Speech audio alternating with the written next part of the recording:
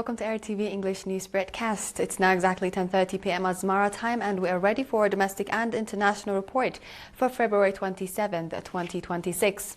Reporting live from our headquarters in Asmara and inviting you to stay with us is Heaven Johannes, your news anchor for this session. I begin with the top stories. Commendable environmental stabilization activity in the central region. Material support in connection with International Women's Day. In our international, Zambia rejects U.S. health aid over mining partnership ties. And Argentina and Uruguay approve EU-Mercosur free trade deal. Welcome. In today's domestic news, Engineer Abel Weldegaber, representative for water and soil conservation at the Agriculture and Land Department in the Central Region, indicated that commendable environmental stabilization activities were conducted in the year 2025. Engineer Abel stated that over 550 hectares of terraces were constructed, along with 50,000 cubic meters of water diversion schemes.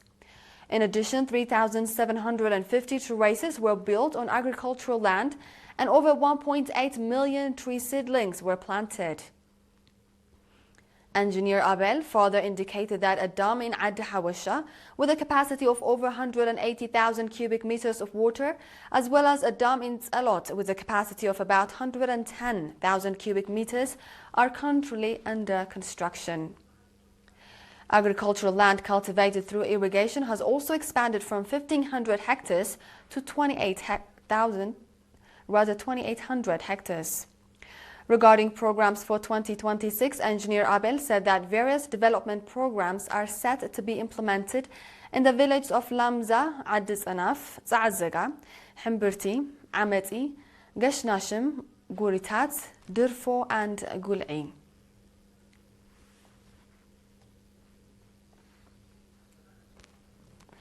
In another news, members of the National Union of Eritrean Women in the Eritrea subzone of the Central Region have extended material support to fistula patients undergoing treatment at the Mendefera Referral Hospital Fistula Center. The support included sanitation materials and other consumer goods. Ms. Tsagga Solomon, head of the union branch, said that in addition to the support provided by the government, visiting and encouraging fistula patients is the responsibility of every citizen, as it provides them with much-needed moral support. Dr. Habta Haile Melekot, obstetrician and gynecologist, provided a detailed explanation on the causes and consequences of fistula and called on women in higher positions to strengthen their role and participation in efforts to eradicate harmful practices. Commending the initiative of the union members in visiting the fistula patients, Dr. Sa'ara Tasfu, head of Mendefera Referral Hospital, stated that beyond providing healthcare services, the hospital also offers basic education and vocational training to patients during their stay. Ms. Lia Berkhatab, administrator of Eritrea subzone, commended the initiative taken by the union members and called for active participation in the eradication of harmful practices. Noting that the initiative is being carried out in connection with International Women's Day, March 8, Mr. Hizkias Wuhbet, administrator of Mendefera subzone, said the efforts carry a significant message and called on others to follow the noble example.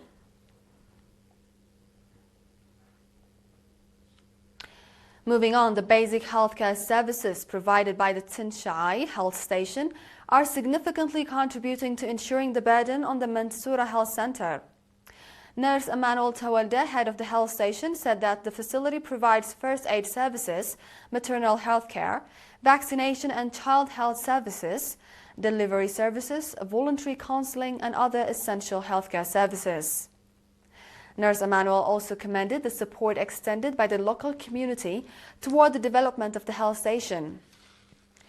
Expressing appreciation for being able to receive healthcare services in their vicinity, residents indicated their readiness to play their due part in the development and sustainability of the health station.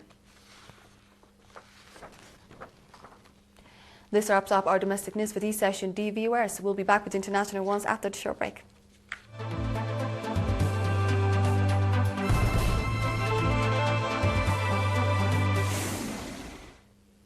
Welcome back. To begin with, Zambia, the country has halted a proposed $1 billion U.S. health funding agreement over clauses tying aid to mining partnerships, joining Zimbabwe and Kenya in pushing back against sovereignty-compromising conditions. The 5-year deal with Zambia, intended to combat HIV/AIDS and malaria, stalled after the U.S. linked funding to a bilateral compact involving copper and cobalt access. Zambia requested revisions to the memorandum, with the country's president viewing aid cuts as opportunity to take care of their own affairs. It is to be recalled that Zimbabwe had similarly rejected a $367 million agreement with the United States over clauses requiring instant data access without benefit-sharing guarantees, while Kenya's High Court has frozen implementation due to privacy concerns. The actions taken by the 3 African nations emphasized that prioritizing sovereignty remains a guiding principle. Experts note that this approach should serve as a model for other African states. In today's final report, Argentina and Uruguay's parliaments have ratified the free trade agreement between the Mercosur bloc and the European Union, a deal which marks the beginning of a new era in economic cooperation. The agreement, signed on January 17 in Paraguay, reduces tariffs by up to 90%, granting significant trade advantage to member states. Meanwhile, Brazil and Paraguay are expected to finalize their approval in the coming days. The treaty has strong backing from major EU economies such as Germany and Spain. The deal, concluded after 25 years of negotiations, is regarded as one of the largest free trade agreements in the world. Together, the European Union and South American countries represent more than 700 million people and account for 30% of global GDP. Observers note that the agreement is expected to boost competitiveness and reduce costs, offering new opportunities for industries and consumers across both regions. This wraps up our domestic and international news for this session. Dear viewers, now the top stories.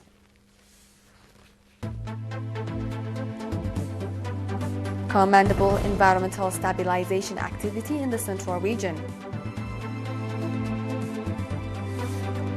Material support in connection with International Women's Day. Zambia rejects U.S. health aid over mining partnership ties.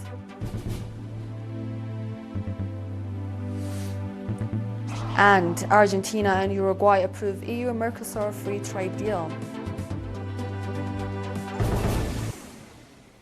This was The World on Friday with ERi-TV English news broadcast. Dear viewers, from all of us here, thank you for watching.